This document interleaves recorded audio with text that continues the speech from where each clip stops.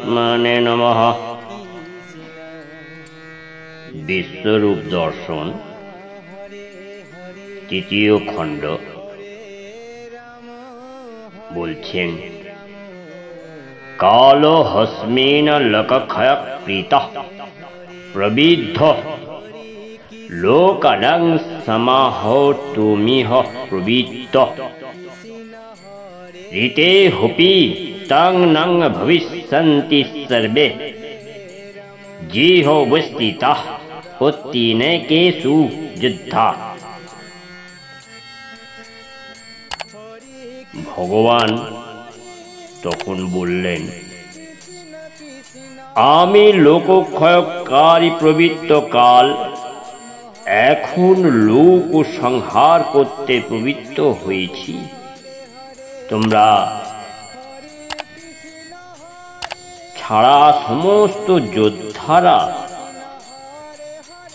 ধ্বংস হবে।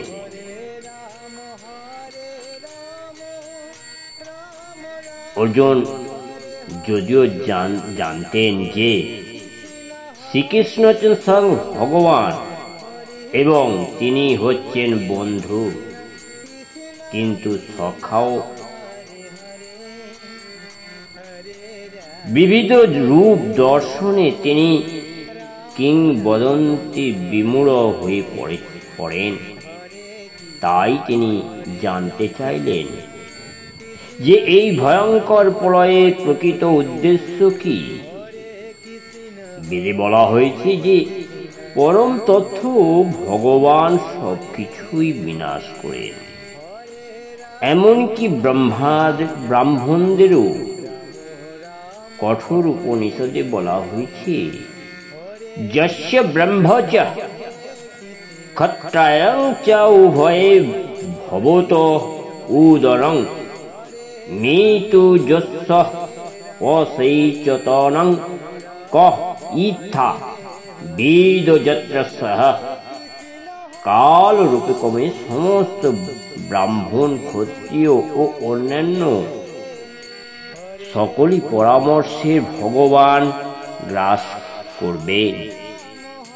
পরমেশ্বর এই রূপ সর্বগ্রাসী বিরাট রূপ এবং এখানে তিনি সর্বগ্রাসী কালো রূপে নিজেকে প্রকাশ করেন। কয়েকজন পাণ্ডব ব্যতীত এই যুদ্ধক্ষেত্রে সমবেত সকলেই ভগবানের গ্রাস করবে। অর্জুন যুদ্ধ করতে চাইছিলেন না।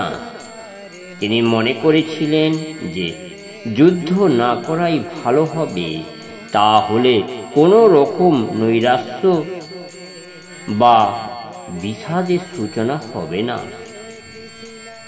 তার উত্তরে ভগবান বললেন যে তিনি যদি যুদ্ধ নাও করেন তবুও সকলে বিনাশ হবে, কারণ সেটা হচ্ছে তার পরিকল্পনা। অর্জুন যদি যুদ্ধ নাও করে তাহলে অন্যান্য কোনো ভাবে তাদের মৃত্যু হবে। মৃত্যুকে রোধ করা যাবে না।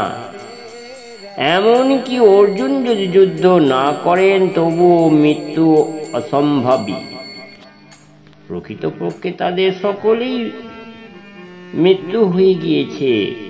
সমগ্র সংহার পরমেশ্বর ভগবানের ইচ্ছার প্রভাবে সবকিছুই বিনাশপ্রাপ্ত হয়। সেটা হচ্ছে প্রকৃত নিয়ম। তারপরে কি বললেন? অতএব যারা হেতা যুদ্ধ লাগি সমবেতা, তুমি বিনা সকলে মরিবে। যত যোদ্ধা আসিয়াছে সম্মুখে দাঁড়িয়ে আছে, কেহ নাহি জীবিত সে রবে। অতএব কর যুদ্ধ, যশ লাভ হবে শুদ্ধ। শত্রু যিনি সুখী রাজ্য কর। আমি সেই প্রথমেতে মরিয়া রেখেছি এতে, নিমিত্ত মাত্র সে তুমি যুদ্ধ করো। অর্জুন একটি নাম সব্যসাচী। তার অর্থ হচ্ছে তিনি অত্যন্ত দক্ষতার সঙ্গে তীর ছুঁড়তে পারেন। তাকে সব্যসাচী নামে সম্বোধন করে ভগবান তাকে আদেশ দিয়েছেন সুদক্ষ যোদ্ধার মতো তীর ছুঁড়ে শত্রুর সংহার করতে। তিনি বলেছেন, নিমিত্তমাত্র হয়ে কাজ করতে হবে, কারণ এই জগতে সবকিছুই সাধিত হচ্ছে পরমেশ্বর ভগবানের ইচ্ছা অনুসারে। নিমিত্ত মাত্রই কথাটি বিশেষ তাৎপর্যপূর্ণ। যারা মূর্খ, যাদের জ্ঞান নেই, তারা মনে করেন যে কোনো পরিকল্পনার দ্বারা চালিত নয় এবং প্রকৃত সব কিছুই ঘটে চলেছে, এবং এই প্রকৃতিকে সব কিছুই যেন আকস্মিক ঘটনা চক্রে উদ্ভূত করেছে। আধুনিক যুগে বৈজ্ঞানিকরা বলেন, হয়তো একটা এই রকম ছিল, অথবা এই রকম হতে পারে, কিন্তু আসলে হয়তো তা হতে পারে এমন কোনো প্রশ্নই ওঠে না। এই জড় প্রকৃতি কতকগুলি নির্দিষ্ট নিয়মের দ্বারা পরিচালিত হয়েছে। এই পরিকল্পনাটা কি?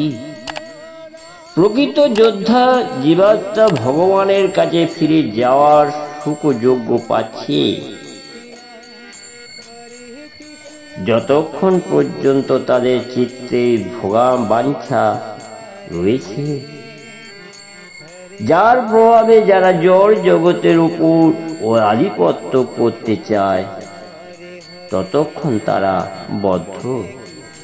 কিন্তু কেউ যখন পরমেশ্বর পরিকল্পনা উপলব্ধি করতে পারেন এবং কৃষ্ণ ভাবময় ভাবিত হয়ে ভগবানের সেবায় প্রবৃত্ত হন, তখন তিনি হচ্ছেন যথার্থ ও বুদ্ধিমান। এই জগতে সৃষ্টি কার্য এবং বিনাশের কার্য সাধিত হয় ভগবানের নিখুঁত পরিকল্পনায়। তাই ভগবানের পরিকল্পনার সারে কুরুক্ষেত্রে যুদ্ধের আয়োজন হয়েছিল।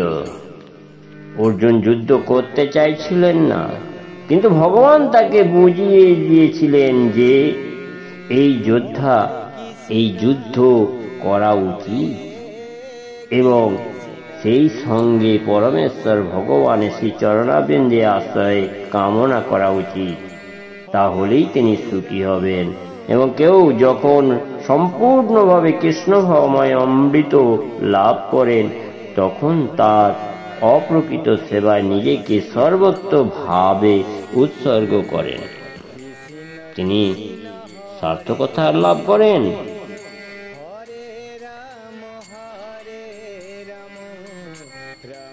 ভগবান বলছেন, দ্রোণ আর ভীম কর্ম জয় দ্রুত যথা অন্য, যত যোদ্ধা বীর আসিয়াছে মরিয়াছে জ্ঞান তারা, আমার ইচ্ছার দ্বারা কিবা দুঃখ করিবারই আছে। পরম পুরুষোত্তম বলছেন, ভীম, দ্রোণ, কর্ণ, জয়দ্রথ এবং অন্যান্য বীর যোদ্ধাদের আমি পূর্বেই নিহত করেছি। তুমি সেই মৃতদের বধ করো। তুমি যুদ্ধে শত্রুদের নিশ্চয় জয় করবে, অতএব যুদ্ধ করো।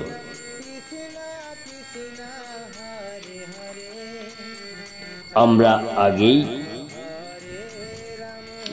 জেনেছি যে পরম পুরুষোত্তম ভগবান বিশ্বরূপের প্রভাবে যে পরিস্থিতি সৃষ্টি হয় তা অর্জুন বিস্ময়কর ও বিমোহিত হয়ে পড়ে। তাই তিনি গীতাঞ্জলি পুষ্টে বারবার কৃষ্ণকে প্রণাম করতে থাকে এবং গদগদ স্বরে তার স্তব করতে থাকেন। শ্রীকৃষ্ণের প্রতি অর্জুনের এই ব্যবহার সূক্ষ্ম ও রসের অভিহিত নয়, তা হচ্ছে বিস্মাম্বিত ও ভক্তের ব্যবহার। তখন কি বলছেন? স্থানে হৃষিকেশে তব প্রকৃতি জগৎ পহুরতনু রজসতে চ যক্ষংসি ভীতানি দ্রব্রন্তি সর্বে নসন্তি চ সিদ্ধ সংখ্যা।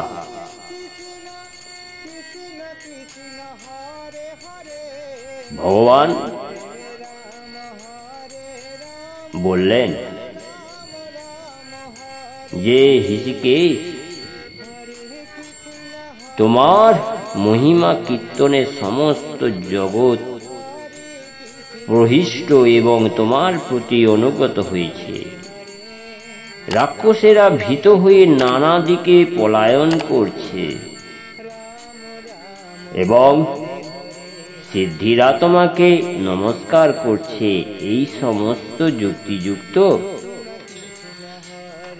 তখন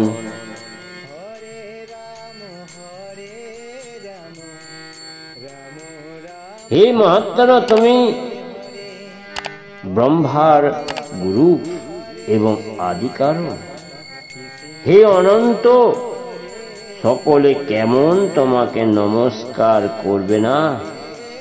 হে জগৎ নিবাস, তুমি সৎ অসৎ উভয় অতীত তথ্য এবং তুমি সর্বকারণের পরম কারণ।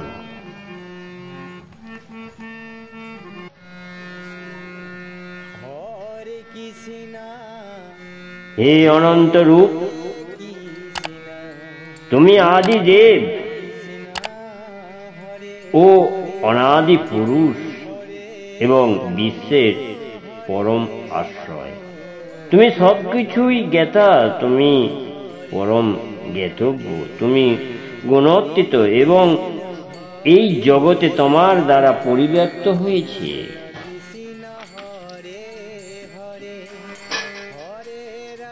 ভগবানকে এখানে বায়ু রূপে সম্বোধন করা হয়েছে, কারণ বায়ু হচ্ছেন সর্বব্যাপ্ত।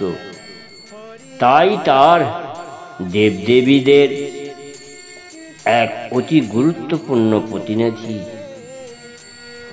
অর্জুন শ্রীকৃষ্ণের পিতামহ বলে সম্বোধন করেছেন, কারণ তিনি ব্রহ্মাণ্ডের প্রথম সৃষ্টির জীব ব্রহ্মার পিতা। ভগবৎ প্রেমে বিরল হয়ে অর্জুন তার বন্ধু শ্রীকৃষ্ণকে সব দিকে থেকে প্রণাম নিবেদন করেন। অর্জুন বুঝতে পেরেছেন যে শ্রীকৃষ্ণ হচ্ছেন সমস্ত শক্তির উৎস। তিনি অনন্ত বীর্য এবং তিনি উরুক্রম। যুদ্ধক্ষেত্রে সমবেত সমস্ত রথী মহারথীদের শক্তি থেকে তার শক্তি অনেক গুণ বেশি। সেই জন্য বলছে বিষ্ণু পুরাণে, যহং তবাগত দেব সমীপং দেবতাগণ সমতমেব জগৎ স্রষ্টা যত সর্বগত ভগবান।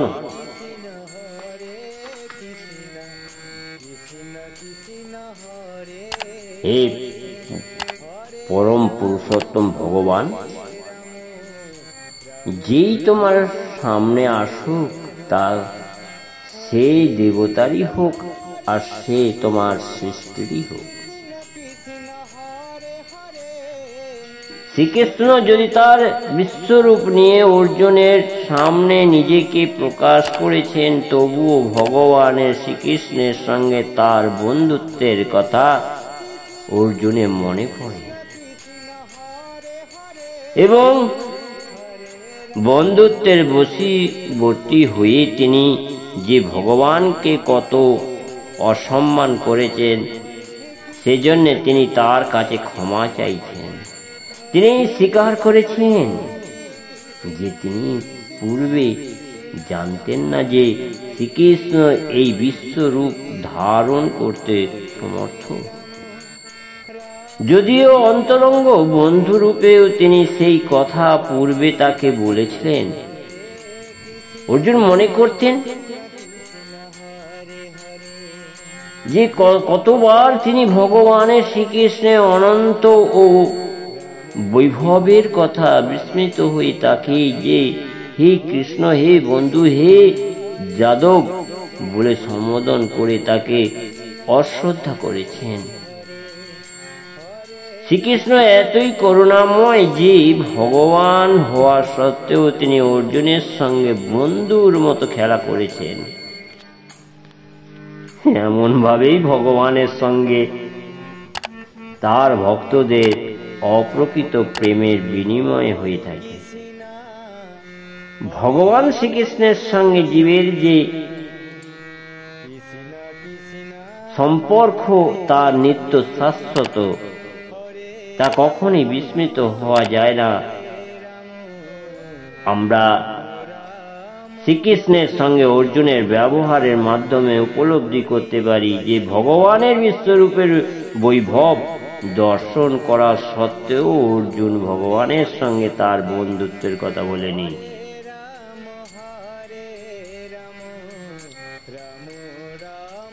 এই জন্য বলছে,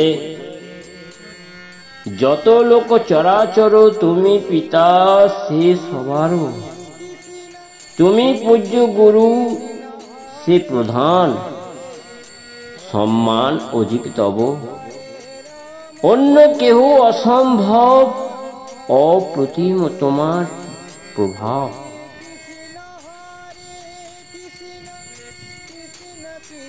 এখানে পুত্রের কাছে পিতা যেমন পূজনীয়, তেমনি পরম পুরুষোত্তম ভগবান শ্রীকৃষ্ণ আমাদের সকলেই পূজনীয়। তিনি সকলের গুরু, কারণ তিনি সর্বপ্রথম ব্রহ্মাণ্ডকে বৈদিক জ্ঞান দান করেন এবং এখানে তিনি অর্জুনকে ভগবত গীতায় তথ্য জ্ঞান দান করেছেন। তাই তিনি হচ্ছেন আদিগুরু। সদ্গুরু হচ্ছেন তিনি, যিনি ভগবানের শ্রীকৃষ্ণের প্রবৃত্ত ও পরম্পরায় অপ্রকৃত তথ্য জ্ঞান লাভ করেছেন। ভগবান শ্রীকৃষ্ণের প্রতিনিধি না হলেও কেউই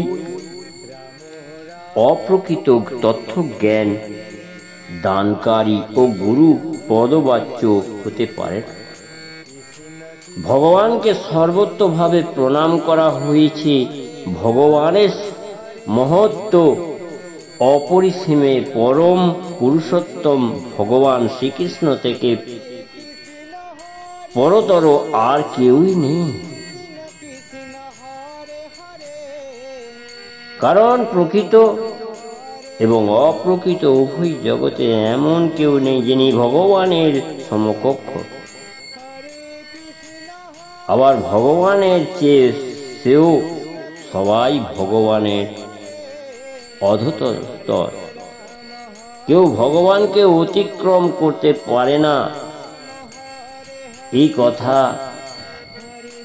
শ্বেতা সতর উপনিষদে বলা হয়েছে। ন তস্য কার্যং কারণং চ বিদ্যতে, নং তং সমশ্চ ভাভাদিকস্য দৃশ্যতে। পরমেশ্বর ভগবান শ্রীকৃষ্ণের ইন্দ্রিয় ও দেহ একজন সাধারণ মানুষের মতো,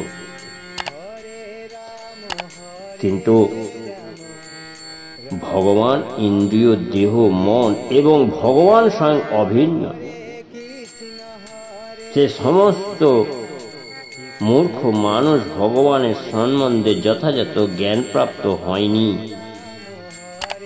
যারা তাদের খেলার সঙ্গী ছিল, যারা সখীদের ছিল, তারাও ভগবানকে বুঝতে পারেনি, ভগবানকে জানতে পারেনি। তারা প্রেমেরই কারক এবং বন্ধু কারক, বন্ধুর মতো ব্যবহার করে গেছে। আর ভগবান তিনি হয়েছেন যেনার মধ্যে সেই জ্ঞাতব্য, সেই ধারা, সেই ভাব তাদের রয়েছে। উনি সর্বত্যাগী হতে পেরেছেন, উনি প্রেম নিবেদন করতে পেরেছেন, কিন্তু মানুষের মধ্যে সেই জায়গা তো এখনো আসতে পারেনি। তারা বলেন যে শ্রীকৃষ্ণের আত্মা, হৃদয়, মন এবং সর্বকিছু শ্রীকৃষ্ণ থেকে ভিন্ন। শ্রীকৃষ্ণ হচ্ছেন পরম তথ্য, তাই ক্রিয়াকলাপে তার শক্তি এবং গুণাবলী পরম শ্রেষ্ঠ। তার ইন্দ্রিয় আমাদের মতো নয়, তার প্রতিটি অঙ্গই সমস্ত ইন্দ্রিয়ের কাজ করতে পারে। তাই তার ইন্দ্রিয় অসম্পূর্ণ অর্থাৎ সীমিত নয়। কেউই তা থেকে মহত্তর হতে পারে না, কেউই তার সমকক্ষ হতে পারে না। তাই সকলে তা থেকে নিতম্ব স্তরে অবস্থিত। পরম পুরুষোত্তম জ্ঞান, শক্তি, ক্রিয়া কলাপ সবই অপ্রকৃত। সেই জন্যে বলছেন কি, জন্ম কর্ম চ মে দিব্য মে বতি যো ব্যক্তি তত্ত্বতঃ তক্তা দেহং পূর্ণ জন্মং নৈতি মামেতি সোহঞ্জুনু।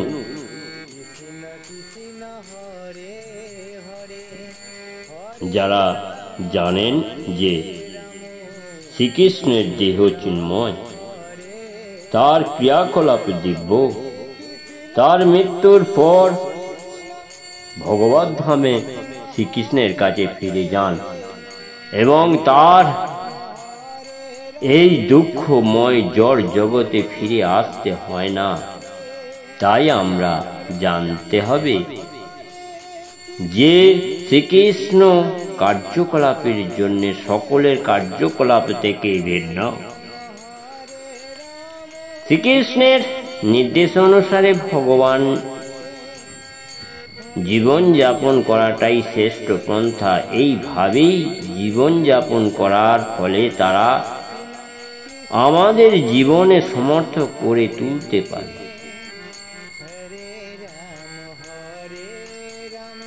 শাস্ত্রে বলা হয়েছে, এমন কেউ নেই যিনি শ্রীকৃষ্ণের প্রভু, সকলেই তার ভীষ্ট। শ্রী চৈতন্য চৈতামৃতে বলেছেন, এই কলে ঈশ্বরং কৃষ্ণ আর সর্বভীত। শ্রীকৃষ্ণ হচ্ছেন ভগবান এবং আর সকলে তার ভীষ্ট। সকলেই তার আদেশে পালন করে চলেছে।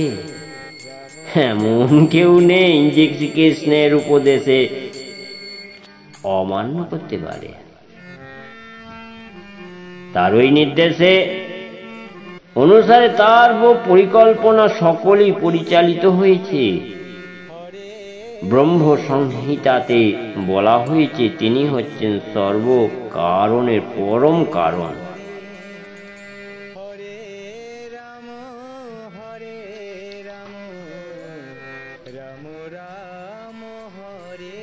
হে পরম পূজ্য ভগবান,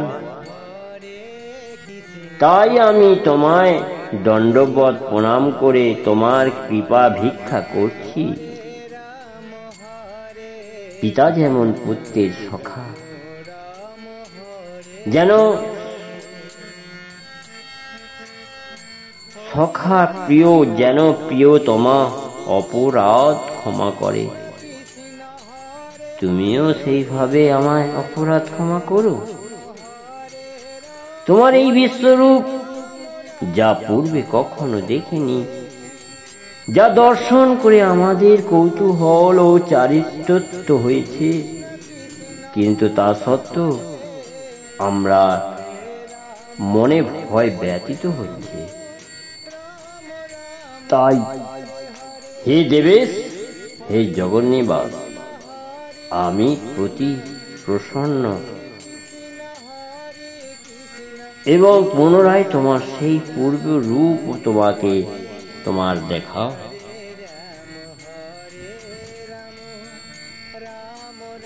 তখন কি বললেন, কি দেখালেন? চতুর্ভুজ যে রূপ দেখিবারে সেই ইচ্ছুক, শঙ্খ চক্র গদা পদ্মধারী, যে বিষ্ণু স্বরূপ হতে বিশ্বরূপ এক বিশ্বতে, হও সে সহস্র বাহুধারী।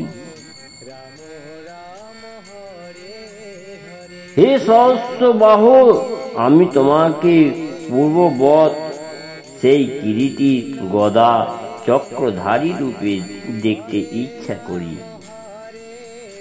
হে বিশ্বমূর্তি, এখন তুমি তোমার সেই চতুর্ভুজ মূর্তি ধারণ করো। এখানে